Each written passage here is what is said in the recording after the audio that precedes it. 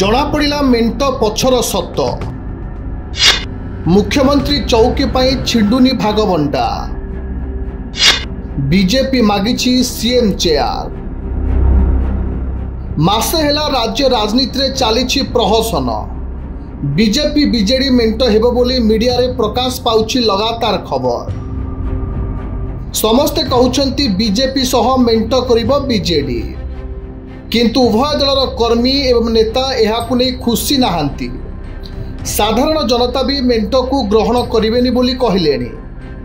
ए सबु सत्वे घन घन बसुछि बैठक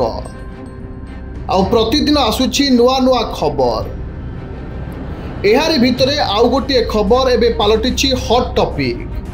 केही केही कहउछंती जे बीजेपी एवं बीजेडी मध्यरे सीट भागबंटा होई पारुनी कुआडे बीजेपी कहिछि 50 रु अधिक सीट रे लढिबो किंतु बीजेडी छाड़ीबा को नाराज सेबडे लोकसभा रे बीजेपी मागिछि 15टी सीट किंतु बिजू जनता दल एथिरे राजी हेउनी सेथि पई डेरी हेउछि मेंट घोषणा अन्य दिगरे दलीय नेतांक कथा भी चर्चा को आहुरी शाणित करुछि केही केही कहउछंती मेंट हेले भलो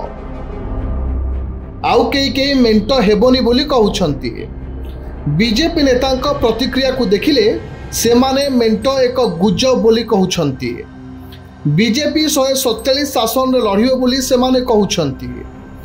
एहा 80 रु अधिक सीट पाई सरकार करिवो बोली मत देउछंती भारतीय जनता पार्टी नेता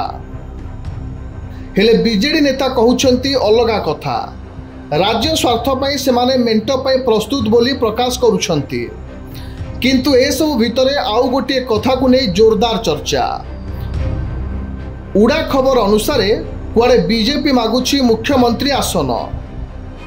बीजेपी रो जुक्ति हैला जे दल को मुख्यमंत्री आसन दरकार कम सीट रे लढिले भी मुख्यमंत्री आसन बीजेपी पाखरे रहिबो किंतु उपमुख्यमंत्री पद बीजेडी को देबो एबेकार मुख्यमंत्री नवीन पट्टनायक बदल रे बीजेपी रो जणे नेता मुख्यमंत्री हेबे बोली पद्म दल दाबी करुछि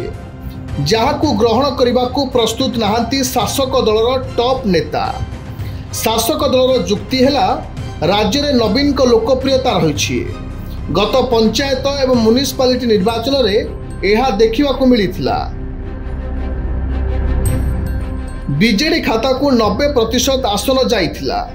एमिति भी अनेक लोकाभिमुखी प्रकल्प आरंभ करी जनतांक मन जीतिछि बीजेडी